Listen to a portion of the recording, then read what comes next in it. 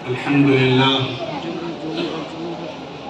لله رب العالمين خالق السماوات والأرضين، والصلاة والسلام على من كان نبيا وآدم بين الماء والطين، والصلاة والسلام على سيدنا محمد وعلى آله وصحبه أجمعين.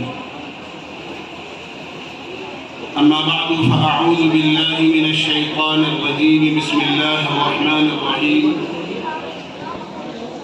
ربنا هب لنا من أزواجنا وذرياتنا قرة أعين واجعلنا للمتقين إماما. وقال الله تعالى: يا أيها الذين آمنوا قوا أنفسكم وأهليكم نارا. صدق الله العظيم. قابل احترام علماء اکرام، اور وہ جوار سے تشریف لائے ہوئے مہمانان اعظام، اور میرے عزیز طلبہ اور طالبات، یہ تو ہم سب جانتے ہیں کہ جب کسی مدرسے یا مکتب کا پروگرام ہوتا ہے تو اس میں اصلاً بچوں کی کارکردگی، اساتذہ کی محنت،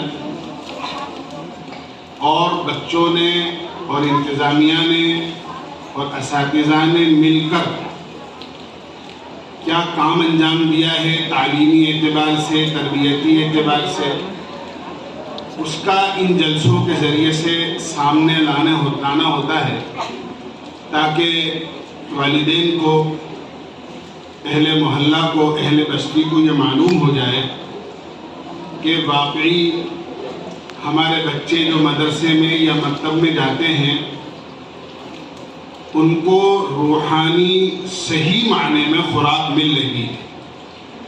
وہ اساتذہ اکرام جن کو ہم نے بچوں کی تعلیم و تربیت کے لیے متعین کیا ہے، وہ واقعتاً ہمارے بچوں پر، ہمارے نونہالوں پر خاصی محنت کر رہے ہیں، جس کا نتیجہ سالانہ امتحان میں چند افراد کے سامنے اور امتحان کے بعد جلسوں کے موقع پر، کبھی وہ جلسے شعبان میں ہوتے ہیں، یہ رمضان المبارک کے بعد میں شوال کا مہینہ گزر جانے کے بعد ذوالقعدہ کے اندر ہو رہا ہے۔ بہرحال پورے سال کی کارکردگی سامنے آتی ہے۔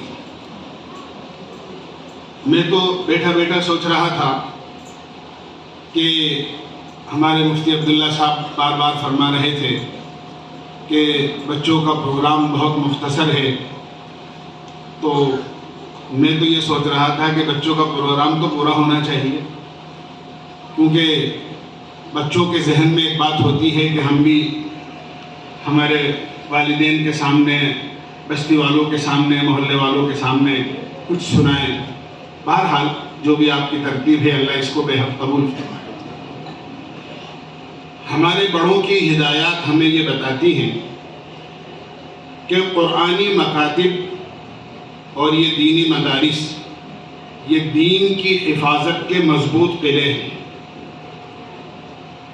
اس فتنوں کے دور میں جبکہ پوری دنیا کے اندر ایمان سوز ہوائیں نہیں بلکہ آندھیاں چل رہی ہیں، اور دنیا سے دین کو، ایمان کو، اخلاق کو، حیا کو، آقا مدنی سرکار دو عالم صلی اللہ علیہ وسلم کی پاکیزہ اور پیاری زندگی کو، سنت اور شریعت کو بالکل ناپید کرنے اور ختم کرنے کی کوششیں کی جا رہی ہوں، ایسے وقت کے اندر ان مدارس کا قیام یا ان مکاتب کا قیام اور ان کی یہ کارکردگی کہ محلے کے بچے اسکول کی تعلیم کے ساتھ مدرسے میں آئیں اور وہ ناظرہ قرآن کریم ختم کر لیں اور اس سے بڑھ کر حافظ قرآن بن جائیں، یہ بہت بڑا اللہ کا انعام ہے۔ اس پر جتنا شکر ادا کیا جائے اتنا کم ہے۔ ہمارے بڑوں نے کہا تھا، اور بالکل حقیقتاً قرآن و حدیث کی روشنی میں کہا تھا، کہ اگر زمین پر کہیں بارش نہیں ہوتی ہے تو اس سرزمین کی فصلیں تباہ ہو جاتی ہیں۔ لیکن خدا نہ خواستہ جس علاقے میں، جس بستی میں، جس گاؤں میں، جس محلے میں قرآن کی اور دین کی تعلیم کا کوئی انتظام نہیں ہوتا، اس قوم کی اور گاؤں کی اور اس محلے کی نسلیں تباہ ہو جاتی. اس لیے علم جو حقیقتاً انسان کی زینت اور اس کا زیور ہے، اس کا حاصل کرنا، اس کے بغیر نہ آدمی اللہ کو پہچان سکتا ہے، نہ اللہ کے رسول کو سمجھ سکتا ہے، نہ اللہ کی کتاب کو سمجھ سکتا ہے. جو کچھ روشنی جس کے ذریعے سے اچھے اور برے کی تمیز کر سکے، کالے اور سفید میں فرق کر سکے، بھلے اور برے میں تمیز کر سکے، وہ سوائے اللہ کی کتاب اور آقا مدنی سرکار دو عالم صلی اللہ علیہ وسلم کی سنت کے علم کے، اس کے بغیر کوئی چیز ہمیں روشنی میں نہیں لا سکتی. ہمارے بڑوں کا قرآن کی تعلیم کے سلسلے میں کیا کردار رہا ہے، ہمیں اس کا علم ہونا چاہیے اور وہ تاریخ ہمارے سامنے ہونی چاہیے. اور یہ قرآن کی تعلیم جو مکاتب میں ہمارے بچے حاصل کرتے ہیں، یہ کتنی اہم ہے. حضرت گنگوہی رحمۃ اللہ علیہ سے کون ناواقف ہوگا؟ حضرت حاجی امداد اللہ صاحب رحمۃ اللہ علیہ کے خلیفہ تھے. دونوں جنگ آزادی میں شریک ہوئے، بڑا حصہ لیا. حضرت حاجی صاحب تشریف لے گئے مکہ مکرمہ. حضرت گنگوہی رحمۃ اللہ علیہ یہاں انگریزوں کے خلاف جو مہم تھی اس میں پورے طور پر حصہ لیتے رہے، یہاں تک کہ ایک وقت وہ آیا کہ آپ کو گرفتار کیا گیا اور جیل میں ڈال دیا گیا، اور ماحول ایسا بن گیا اور قریب تھا کہ یہ فیصلہ ہو کہ مولانا رشید احمد صاحب گنگوہی رحمۃ اللہ علیہ کو پھانسی دے دی جائے. اور یہ چیز اور یہ خبر بہت تیزی کے ساتھ مشہور ہو گئی. حضرت حاجی صاحب تک بھی خبر پہنچی مکہ مکرمہ میں. حاجی صاحب لیٹے ہوئے تھے، یہ خبر سن کر وجد میں اٹھے اور بیٹھ کر یوں فرمایا کہ ہندوستان کی سرزمین پر ابھی تک تو وہ طاقت پیدا نہیں ہوئی ہے جو عبد الرشید کو پھانسی کے تختے پر چڑھا. حضرت حاجی صاحب کا مکہ مکرمہ کی مقدس سرزمین پر یہ جملہ فرمانا تھا کہ پتہ یہ چلا کہ وہ فیصلہ منسوخ ہو گیا. اور حضرت 1 مہینے جیل میں رہنے کے بعد جیل سے بھی واپسی کا فیصلہ آپ کا ہو گیا کہ اب آپ جیل میں بھی نہیں رہیں گے، پھانسی پر چڑھنا تو بہت دور کی بات ہے. میں اصل جو بات آپ سے عرض کرنا چاہتا ہوں، حضرت گنگوہی رحمۃ اللہ علیہ نے جیل میں 1 مہینے رہ کر کوشش اس بات کی تھی کہ وہاں کوئی مسلمان قیدی ہو تو اس پر محنت کر کے اس کو قرآن پڑھایا جائے. دیکھیے ہمارے بڑوں کی فکر. چنانچہ ایک آدمی نے اپنے شوق کا اظہار کیا حضرت کی محنت پر اور قرآن پڑھنا شروع کر دیا. اس زمانے میں جیل میں جانے کے بعد کوئی آسانی سے باہر نہیں آ سکتا تھا، نہ حضرت کو کوئی توقع اور امید تھی کہ اتنی جلدی واپسی ہو جائے گی. اس مسلمان نے اور ایمان والے اللہ کے بندے نے حضرت سے قرآن پڑھنا شروع کر دیا.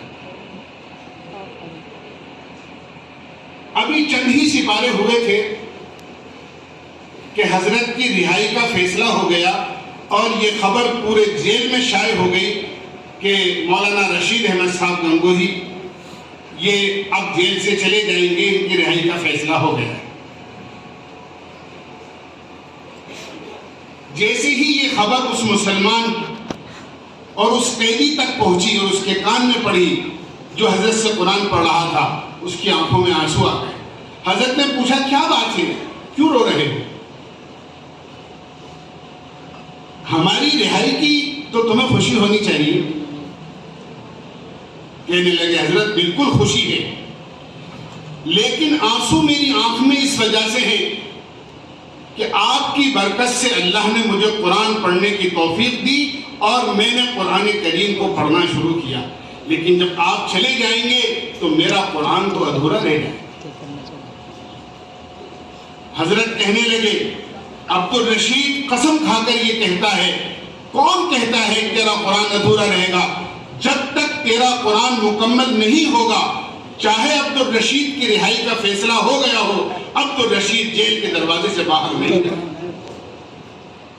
حضرت نے قرآن پورا کرایا اور اس کے بعد جیل سے حضرت باہر گئے۔ ہمیں اندازہ لگا لینا چاہیے قرآن کی تعلیم کا ہمارے بڑوں میں کتنا اہتمام تھا اور کتنی اہمیت تھی۔ اور پھر آپ کے اس مکتب کی ایک کڑی دیکھ کر تو انتہائی خوشی ہوئی، اور وہ چند سال پہلے کا ایک واقعہ مجھے یاد آ گیا۔ ہم لوگ یو پی کے مدارس کے سفر پر تھے تو ہاپوڑ بھی جانا ہو، مشورے سے میرا کچھ کہنا سننا طے ہو گیا۔ دور حدیث کے طلبہ تھے، کچھ اساتذہ تھے، مدرسے کی انتظامیہ تھی۔ جب بات مکمل ہو گئی اور سال کی تشکیل ہونی تھی، وہ تشکیل ہو گئی تو وہاں سب سے ملاقات ہوئی۔ اسی مجلس میں ایک بزرگ تھے جنہوں نے داڑھی پر مہندی لگا رکھی تھی، جس سے اندازہ یہ تھا کہ ان کی پوری داڑھی سفید ہے۔ ان سے بھی ملاقات ہوئی۔ ہم نے ان سے پوچھا آپ یہاں کیا پڑھاتے ہیں؟ تو بیچارے مسکرانے لگے اور یہ کہنے لگے میں پڑھاتا نہیں ہوں بلکہ پڑھتا ہوں، اور اس سال میں نے ہاپوڑ مدرسے میں دورہ حدیث کیا ہے اور میں فارغ ہو رہا ہوں درس نظامی سے۔ ہمیں بڑا تعجب ہوا، اس عمر میں سفید داڑھی، اس لیے کہ وہاں تو بچے کوئی 18 سال کا، کوئی 16 سال کا، کوئی 20 سال کا فارغ ہونے والے ایسے طلبہ تھے، ان میں یہ سفید داڑھی والے بزرگ بھی تھے، داڑھی لال تھی۔ ہم نے بڑے تعجب سے پوچھا ماشاءاللہ بھائی بہت اچھی بات ہے، آپ کہاں کے رہنے والے ہیں؟ تو جب انہوں نے جواب دیا تو ہماری حیرت کا میں اور اضافہ ہو گیا۔ کہنے لگے میں راجستھان کے رہنے والا ہوں۔ پھر ہم نے سوال کیا کہ راجستھان میں کہاں کے ہیں؟ کہنے لگے فتح پور کا رہنے والا ہوں، اور فرمایا کہ میں سرکاری حکیم تھا، سرکاری ملازم تھا، میں جب ریٹائر ہوا تو میرے دل میں علم سیکھنے کی طلب پیدا ہوئی، چنانچہ باقاعدہ مدرسے میں داخلہ لے کر پورے درس نظامی کو میں نے پڑھا، اور اس سال الحمدللہ دور حدیث سے فارغ ہو کر اور عالمیت کی سند لے کر ہاپوڑ مدرسے سے میں جا رہا ہوں۔ جب یہ عمر رسیدہ حافظ صاحب کو جب دیکھا تو وہ منظر یاد آ گیا۔ اللہ نے یہ خصوصیت شاید کہ شیخ واقعی ہی کو راجستھان میں عطا فرمائی ہے، اس لیے کہ اس قسم کی نظیر نہ پہلے نظر آئی کبھی اور نہ اب نظر آئی۔ میں زیادہ لمبی بات نہیں کروں گا، بس چند بات کہہ کے اپنی بات مکمل کروں گا۔ یہ قرآن کریم کا معجزہ ہے کہ اس کو جس عمر میں یاد کیا ہے کہ کر لیا ہے۔ لوگوں نے بچپن میں یاد کیا تو یہ یاد ہو گیا، جوانی میں یاد کیا تو یاد ہو گیا، اور اگر 90 سال کی عمر میں اگر کسی نے اپنے اندر شوق پیدا کر کے یہ کوشش کی کہ ہم قرآن کے حافظ بن جائیں اور قرآن کو اپنے سینے میں محفوظ کر لیں، تو اللہ نے ان کے لیے اس کو بھی آسان کر دیا۔ اللہ کا وعدہ ہے وَلَقَدْ يَسَّرْنَا الْقُرْآنَ لِلذِّكْرِ فَهَلْ مِن مُدَّكِرٍ، ہم نے قرآن کو یاد کرنے کے لیے آسان کیا ہے کوئی اس کو یاد کرنے والا؟ اللہ تعالیٰ مطالبہ کرتے ہیں۔ میرے یہ دونوں بچے، یہ مفتی محمد اور مفتی احمد جس نے ابھی آپ کے سامنے نعت پڑھی، انہوں نے دونوں اللہ کا شکر حافظ ہیں۔ بڑے والے نے تو مظاہر سے افتتاح کیا ہے، دوسرا والا جو ابھی نعت پڑھ رہا تھا پوکھرن میں افتتاح میں ہے۔ میں تو اصل یہ عرض کرنا چاہتا ہوں، میرے ان دونوں بچوں نے کسی معقول مدرسے میں داخلہ لے کر قرآن کریم حفظ نہیں کیا ہے۔ میرے والد محترم 8 سال کی عمر کے اندر انہوں نے قرآن حفظ کر لیا تھا، اور وہ ٹونک کے، میرا اصلی وطن ٹونک ہے، اس زمانے سے جو ہے ہر سال رمضان المبارک میں سلسلہ تھا قرآن پاک سنانے کا. کسی مدرسے میں پڑھاتے تو نہیں تھے، لیکن ہمارے اوپر، ہمارے بچوں پر انہوں نے محنت کی. کچھ ان کے مشاغل ایسے تھے کہ وہ سائیکل پر اور بعد میں چھوٹی موٹر سائیکل جس کو ہوتی ہے، جس کو ہم لونا بولتے ہیں یا TVS بولتے ہیں، یہ اس پر وہ اپنے کاموں کو مکمل کیا کرتے تھے. ان بچوں کو انہوں نے اپنے پیچھے بٹھا کر سائیکل پر یا موٹر سائیکل پر راستوں کے اندر چل پھر کر پورا قرآن حفظ کرا. بلکہ چھوٹا والا بچہ جس نے بھی آپ کے سامنے نعت پڑھی ہے، بہت چھوٹا تھا یہ، ایک مرتبہ سبق یاد نہ ہونے کی وجہ سے میں نے اس پر کوئی سختی کرنی چاہیے. والد صاحب کو ہوتی ہے، دادا کو پوتوں سے زیادہ محبت ہوتی ہے. میری اس سختی کو دیکھ کر بہت زیادہ ناراضگی کا اظہار کیا، اور بنگلور کا ان کا سفر تھا. کہنے لگے میں یہاں تمہارے پاس اس کو چھوڑ کر نہیں جاؤں گا، اپنے ساتھ لے کر جاؤں. آپ کو معلوم ہے بنگلور کا سفر تقریباً 36 گھنٹے سے لے کے 48 گھنٹے تک کا سفر ہے ٹرین کا. اس کا قرآن پاک حفظ مکمل ہونے والا تھا. اس کا قرآن کریم ٹرین ہی کے اندر انہوں نے مکمل کرایا، اور یہ حافظ قرآن ٹرین ہی کے اندر بنایا. میں صرف یہ بتانا چاہتا ہوں کہ قرآن کریم کو اس طرح چلتے پھرتے بھی اگر کوئی آدمی حفظ کرنا چاہے تو یہ قرآن کا معجزہ ہے. قرآن اس کے سینے کے اندر جگہ بنا لیتا ہے. تاریخ میں ایسے واقعات بھی موجود ہیں جنہوں نے 3 دن میں قرآن پاک حفظ کر. ایک بڑے عالم گزرے ہیں، اپنا واقعہ خود بیان کرتے ہیں کہ دوستوں کی مجلس کے اندر آپس میں بات چلی، فلاں عالم بھی ہیں، حافظ بھی ہیں، فلاں عالم بھی ہیں، ماشاءاللہ حافظ بھی ہیں. کہ جب میرا نمبر آیا تو لوگوں نے کہا یہ عالم ہے لیکن حافظ نہیں ہے، یہ ایک کمی ہے ان کے اندر. کہنے لگے اللہ نے حافظے کی یہ قوت مجھے عطا فرمائی تھی کہ بس یہ بات ایسی دل پر لگی اور ایسی چوٹ لگی کہ دوستوں نے یہ کہا کہ یہ عالم ہے، حافظ نہیں ہے، یہ کمی ہے ان کے اندر. میں نے قرآن پاک حفظ کرنا شروع کیا، حتیٰ کہ 3 دن کے اندر پورا قرآن ازبر حفظ کر گیا. پورا قرآن.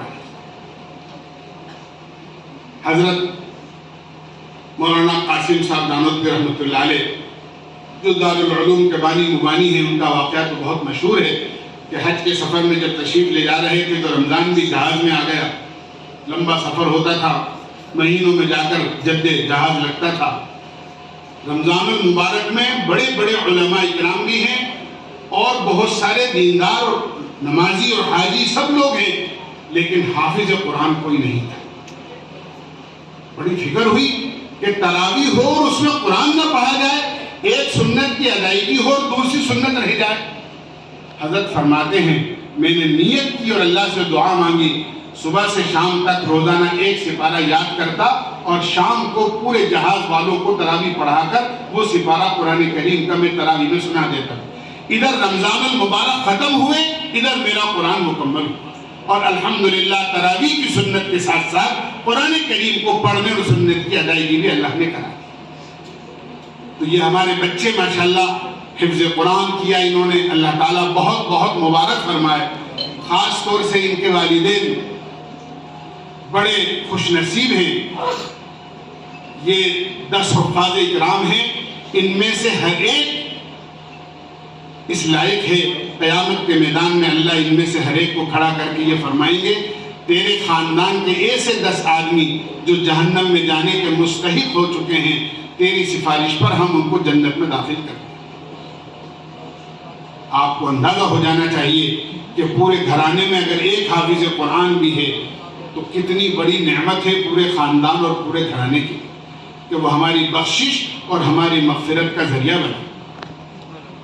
میں عرض کرتا رہتا ہوں، اپنے ساتھیوں سے کہتا رہتا ہوں، اپنی یہاں بھی کہتا ہوں، اگر ہم یہ نیت کر لیں اپنے بچوں میں سے کم ایک بچے کو ضرور حافظ بنائیں، اور یہ نیت کر لیں کہ اپنے بچوں میں سے ایک بچے کو ضرور عالم بنائیں گے، تو انشاءاللہ چند سال کا عرصہ گزرے گا، ہر گھر میں عالم بھی ہوگا اور ہر گھر میں حافظ بھی ہوگا. جس گھر میں عالم ہو اور جس گھر میں حافظ ہو، کیا اس گھر کے اندر کوئی بے دینی جگہ پکڑ سکتی ہے؟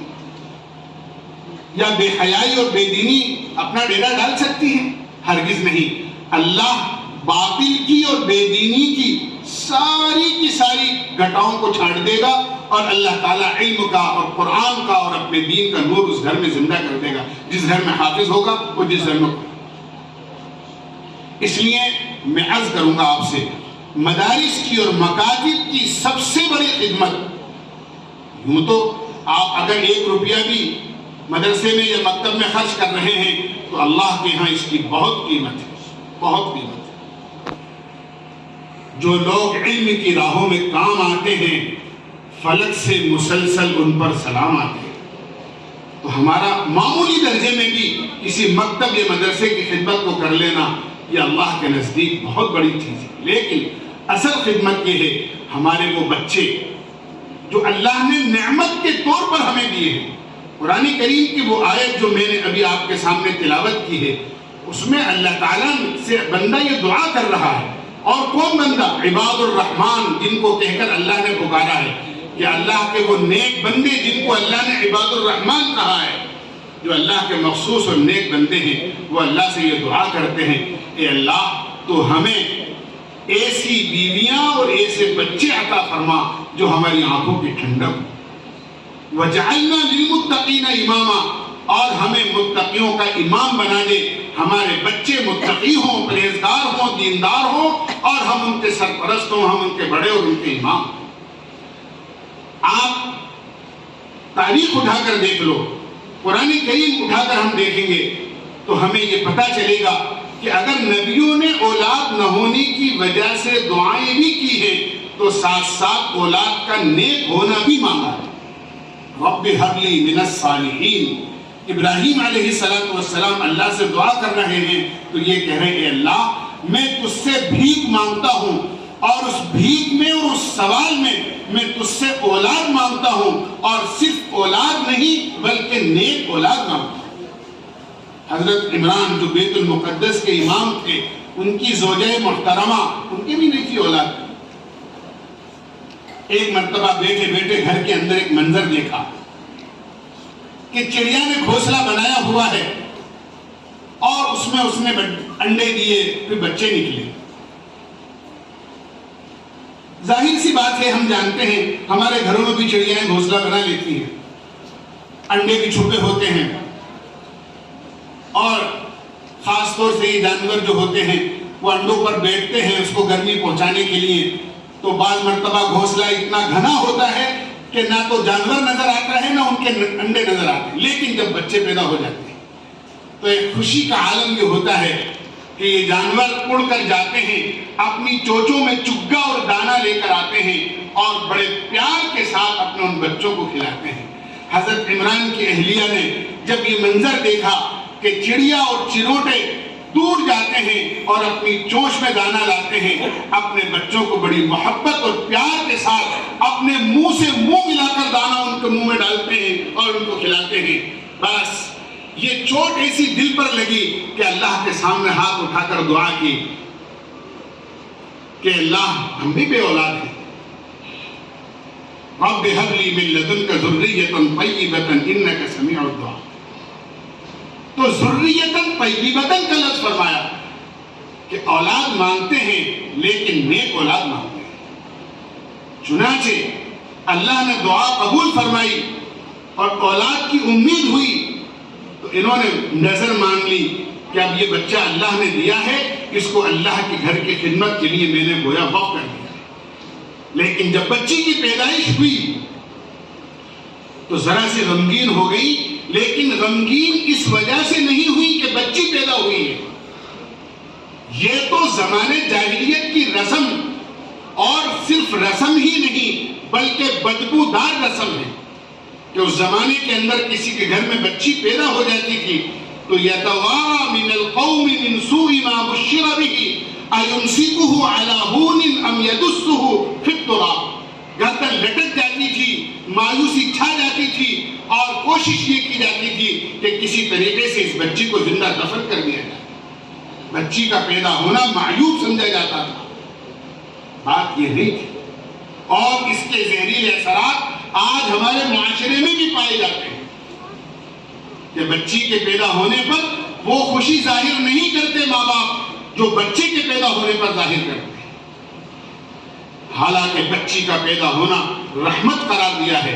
آقا مدنی سرکار دو عالم صلی اللہ علیہ وسلم کے بیٹے ہوئے، لیکن اللہ کی مشیت کہ وہ دنیا میں زیادہ دن نہیں رہ سکے، اللہ نے ان کو اپنے پاس بلا لیا۔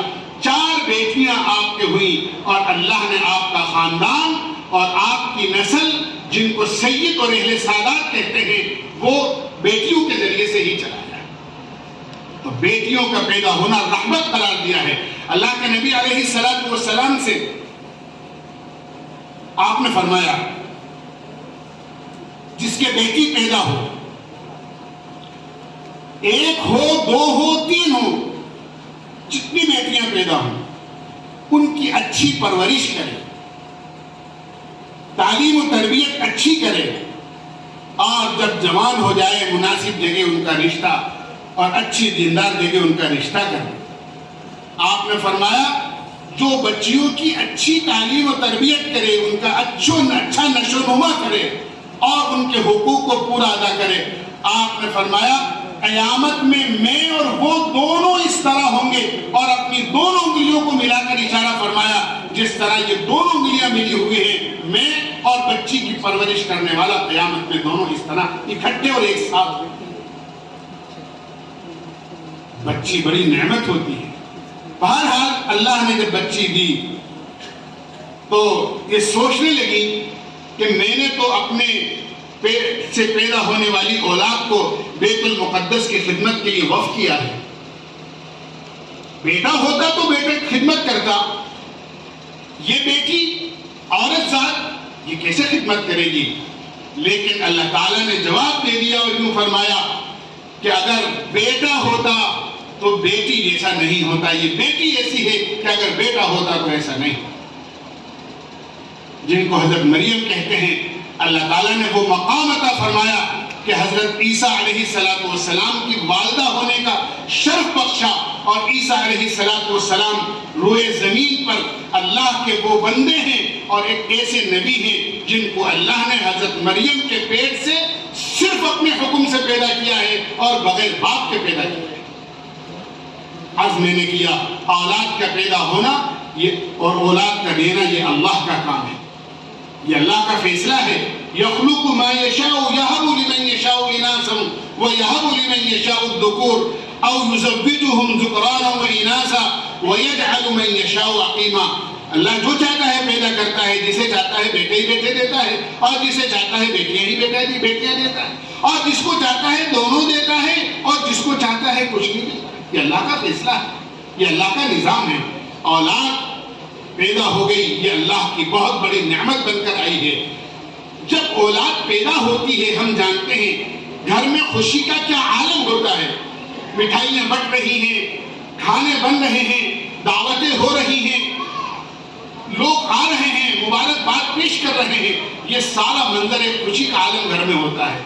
جو بچہ اور جو بچی ہمارے گھر میں خوشی بن کر آئی اور خوشیوں کی بہار لے کر آئی، اس بچے اور بچی کو دین کا علم نہ سکھانا، قرآن کی تعلیم نہ دلوانا، اور اللہ اور اس کے رسول سے اور ان کی تعلیمات سے بیگانہ رکھنا، یہ اولاد کے ساتھ انتہائی ظلم اور انتہائی قسم کی ناانصافی ہے۔ بلکہ قرآن کریم کی جن آیتوں میں اللہ تعالیٰ نے وَلَا تَقْتُلُوا أَوْلَادَكُمْ مِنْ إِمْلَاقٍ یا وَلَا تَقْتُلُوا أَوْلَادَكُمْ خَشْيَةَ إِمْلَاقٍ فرمایا ہے کہ فقر و فاقے کے خوف سے اپنی اولاد کو قتل مت کرو، وہاں علماء نے ایک تفسیر قتل کرنے کی اولاد کو یہ بھی بیان فرمائی ہے کہ اولاد کو دین کی تعلیم نہ سکھانا، قرآن کی تعلیم نہ دینا، اللہ اور اس کے رسول سے نہ واقف رکھنا، یہ بھی اپنی اولاد کو قتل کرنے ہی جیسا ہے۔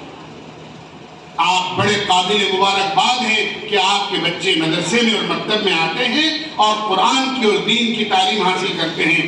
یقیناً اس میں کوئی تصنع اور بناوٹ اور تملق نہیں ہے۔ میں سچ عرض کر رہا ہوں، آپ کے مدرسے کے وہ طلباء نے جو اپنا پروگرام پیش کیا ہے، چاہے وہ قرآن کریم کی تلاوت ہو، چاہے وہ نعت پاک کا پیش کرنا ہو، چاہے وہ تقریر ہو، جو بچوں نے، ورنہ تو ہم جانتے ہیں یہ تو بچے ہیں، بڑے بڑے مجموعوں کے سامنے جب آدمی کھڑا ہوتا ہے تو زبان حرکت کم کرتی ہے اور پیر حرکت زیادہ کرتے ہیں، بول نہیں پاتے ہیں بڑے بڑے مجمع کے سامنے۔ ان بچوں کا بے باکانہ انداز سے اور بڑی اچھے انداز سے اور بالکل بے جھجک ہو کر آپ کے سامنے قرآن کریم کی تلاوت، نعت پاک اور اپنے پروگرام کو پیش کرنا، یہ اس بات کی دلیل ہے کہ اساتذہ نے ان پر بہت اچھی محنت کی ہے۔ اللہ تعالیٰ اسے قبول فرمائے، اور امید کی جا سکتی ہے کہ انشاءاللہ یہی بچے بڑے ہو کر انشاءاللہ اللہ ان کو دین کا خادم اور دین کا داعی بنائے گا۔ یہ ہماری بچیاں جو اس مکتب میں پڑھ رہی ہیں، انشاءاللہ امید کی جا سکتی ہے کہ یہ بچیاں جب اپنے گھر جائیں گی اور بڑے ہو کر ماں باپ ان کے ہاتھ پیلے کریں گے اور یہ کسی گھر رخصت ہو کر جائیں گی تو انشاءاللہ مکتب کی اس تعلیم و تربیت کے نتیجے میں اللہ ان کے ذریعے سے اپنے سسرال میں اور اس گھرانے میں اچھی قسم کی تبدیلی لے کر آئے۔ ایک نہیں سینکڑوں واقعات اس قسم کے ہیں کہ بہو اگر دیندار تھی اور اس کے گھر اس کی زندگی میں دین تھا تو اللہ نے اس کے ذریعے سے پورے گھر میں انقلاب پیدا کر دیا۔ بس ایک بات کہہ کے اپنی بات ختم کروں گا، بات لمبی ہو گئی ہے۔ میں حضرت کے مشورے سے نظام الدین سے فراغت کے بعد میں تھائی لینڈ چلا گیا تھا اور وہاں 2-3 سال رہا مدرسے کی خدمت کے سلسلے میں۔ نظام الدین ہی سے مشورے میں مجھے بھیجا تھا۔ ہر 2 مہینے میں پورٹ چینج کرنے کے لیے ملیشیا جانا ہوتا تھا کیونکہ اتنا لمبا ویزا نہیں ملتا تھا۔ ایک دفعہ ہم لوگ بائی کار وہاں سے ملیشیا گئے۔ ملیشیا میں جب داخل ہوتے ہی رات ہو گئی تھی تو ایک جگہ ہم نے قیام کیا، جو ہمارے میزبان تھے میں نے ان سے پوچھا ماشاءاللہ آپ کہاں سے فارغ ہیں؟ تو وہ ہنسنے لگے۔ میں نے کہا ماشاءاللہ بچے آپ کے کون سے مدرسے میں پڑھتے ہیں؟ کہنے لگے ہاں یہ تو میں انشاءاللہ بتاؤں گا۔ کہنے لگے آپ مجھ سے یہ کہہ رہے ہو کہ آپ کون سے مدرسے سے فارغ ہیں؟ کہنے لگے میں تو پائلٹ ہوں، پائلٹ، ہوائی جہاز۔ جانتے ہو بچے پائلٹ کس کو کہتے ہیں؟ بیل گاڑی چلانے والے کو، ہوائی جہاز چلانے والے کو کہتے ہیں کہ ہوائی جہاز چلاتا ہوں، کوالالمپور سے جرمنی یا کسی ملک کا نام لیا کہ اس ملک میں فلائٹ لے کر جاتا ہوں۔ کہنے لگے آپ جانتے ہو کہ ایک پائلٹ کی کیا زندگی ہوتی ہے، کیا شراب و شباب کے نقشے اس کے سامنے ہوتے ہیں، ہر قسم کی دنیا اپنی پوری زیب و زینت کے ساتھ اس کے سامنے ہوتی ہے بغیر کسی رکاوٹ کے۔ ان کا جب میں گھر آتا تھا اپنے سفر سے لوٹ کر، میری بیوی بڑی دیندار تھی اور اللہ نے اس کو دعوت کے کام سے منسلک کیا تھا۔ جب میں گھر پر آتا کہیں سے فارغ ہو کر تو وہ تعلیم کی اور فضائل کی کتاب لے کر مجھ سے یہ کہتی میرے پیارے شوہر، میرے سرتاج، آئیے میں کچھ پڑھ کر سناتی ہوں، آپ ذرا 5 منٹ کے لیے میرے پاس بیٹھ جائیے، اس کے بعد میں آپ کی خادمہ ہوں، آپ جو حکم دیں گے اور جس خدمت کا آپ حکم کریں گے وہ خدمت میں انجام دینے کو تیار ہوں۔ کچھ دن میں نے ٹالا، لیکن جب بیوی بڑی محبت سے، بیوی کی بات تو ایسی ہوتی ہے کہ آدم علیہ السلام نے وہ پھل کھا لیا جس سے اللہ نے منع کیا تھا، بات تو بڑی، بہرحال دوسری طرف نہیں جانا مجھے۔ انہوں نے کہا کہ آخر مجبور ہو گیا اور تعلیم میں بیٹھنے لگا۔ تعلیم میں بیٹھے بیٹھے فضائل قرآن میں مجھے یہ شوق پیدا ہوا کہ مجھے قرآن پڑھنا چاہیے۔ تو کہا کہ میں نے قرآن پڑھنا شروع کیا، پھر حفظ کرنے کا شوق پیدا ہوا۔ یہ سب میری بیوی کی دینداری کی برکت تھی۔ میں نے قرآن حفظ کر لیا اور کہنے لگے نہ کسی مدرسے میں پڑھا نہ کسی مکتب میں پڑھا، بلکہ یہ میری بیوی کی دینداری اور اس کی دینی جذبے کی بنیاد پر ہوا، اور جو میرا چہرہ، مہرہ، میرا لباس اور جو کچھ آپ دیکھ رہے ہیں یہ سب کچھ میری بیوی کی دینداری کی برکت ہے۔ آج کوالالمپور سے جب فلائٹ اڑاتا ہوں تو اللہ کا شکر ہے قرآن کریم کی تلاوت شروع کرتا ہوں۔ جس ملک میں جانا ہوتا ہے وہاں پہنچتے پہنچتے 15 سپارے پورے ہو جاتے ہیں۔ جب وہاں سے فلائٹ لے کر واپس آتا ہوں تو واپسی میں بھی 15 سپارے مکمل ہو جاتے ہیں۔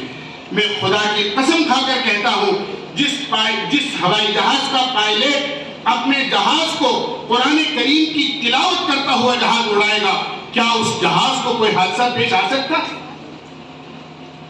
یہ سب کچھ جو ہوا وہ اس کی بیوی کی دینداری کی برکت سے ہوا۔ یہ بچیاں آج یہ بچیاں ہیں ہمارے سامنے، لیکن اس مکتب کی تعلیم و تربیت کی وجہ سے انشاءاللہ امید کی جا سکتی ہے کہ یہ بچیاں بڑے ہو کر جب کسی گھرانے میں منتقل ہوں گی، اللہ پورا خاندان کا خاندان دوسری طرف سے اللہ ان کو دین کی طرف لے کر، اور انشاءاللہ پھر ان کی گودوں میں پلنے والے بچے انشاءاللہ وہ ہوں گے، کوئی خواجہ قطب الدین بختیار کاکی بن سکتا ہے اور کوئی خواجہ معین الدین چشتی بن سکتا ہے۔ جو ہمارے یہ بڑے اور بزرگان دین گزرے ہیں، جب وہ اس عمر میں تھے کون تصور کر سکتا تھا کہ یہ اس مقام کے بڑے اور اولیاء اللہ اور بزرگان دین بنے؟ لیکن ان کے اخلاص، ان کے ماں باپ کی دینداری کی برکت سے، یا ان پر محنت کرنے والی عورتیں یا مرد جو بھی تھے، اللہ نے ان کے خلوص کی برکت سے بڑے ہو کر اتنا بڑا ان کو عالم بھی بنایا اور دین کا خادم بھی بنایا، اور اللہ نے ان کا سورج آج تک طلوع کر رکھا ہے کہ آج زندہ لوگوں کو لوگ اتنا نہیں جانتے ہیں جتنا ان لوگوں کو جانتے ہیں جو دنیا سے جا چکے ہیں۔ اللہ تعالیٰ آپ حضرات کی محنت کو اور ہمارے اس مکتب کو اور اس جیسے جتنے مکاتب اور مدارس چل رہے ہیں، اللہ سب کی خدمات کو اپنی بارگاہ میں بے حد قبول فرمائے۔ وآخر دعوانا ان الحمد للہ رب العالمین۔